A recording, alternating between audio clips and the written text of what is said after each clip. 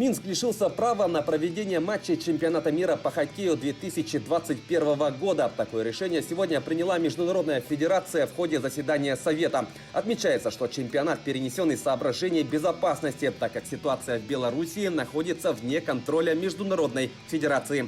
По изначальному плану мировое первенство должно было пройти в Минске и Риге с 21 мая по 6 июня. В данный момент рассматривается вариант с проведением турнира только в Риге. Решение должно быть озвучено в ближайшие недели. Российский форвард Миннесоты Кирилл Капризов признан первой звездой прошедшей недели Национальной хоккейной лиги. За этот промежуток времени он принял участие в 2 матчах. Сначала он в дебютной игре в НХЛ отметился 2 ассистами и победной шайбой в овертайме матча с Лос-Анджелесом. Отметим, что россиянин стал первым игроком в истории Миннесоты, набравшим 3 очка в дебютной игре. Во второй встрече против того же Лос-Анджелеса Капризов записал в свой актив 1 голевую передачу. Напомним, нападающий был выбран Миннесотой на драфте 2015 года. На протяжении последних 3 сезонов он выступал в КХЛ за московский ЦСКА. Мужская сборная России по гандболу одержала победу над командой Южной Кореи в заключительном матче группы H предварительного раунда чемпионата мира, который проходит в Египте. Встреча завершилась со счетом 30-26.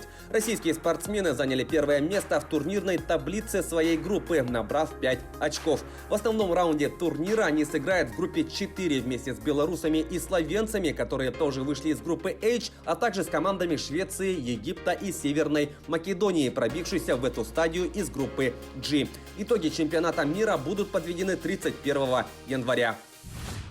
Футболисты Милана в гостях обыграли Кальяри в матче 18-го тура чемпионата Италии. Встреча завершилась со счетом 2-0. Автором 2 результативных ударов стал форвард красно-черных Златан Ибрагимович. Для шведского футболиста этот дубль стал 5-м в текущем чемпионате. Всего на его счету 12 голов. В гонке бомбардиров лиги он делит 2-е место с Чиро Иммобиле из Лацио и Ромелу Лукаку из Интера. Возглавляет список Криштиану Роналду из Ювентуса, на счету которого 15 мячей. Милан по-прежнему лидирует в таблице, набрав 43 очка. Кальяри с 14 баллами идет на 17-й строке. В следующем туре Россонери на своем поле примут Аталанту, а Кальяри на выезде встретится с Дженуа. Россиянка Вероника Кудерметова поднялась с 46-го на 36-е место в рейтинге женской теннисной ассоциации, обновленная версия которого была опубликована на официальном сайте организации. Напомним, на прошлой неделе Кудерметова стала финалисткой турнира в Абу-Даби, где уступила представительнице Белоруссии Арине Соболенко со счетом 2-6, 2-6.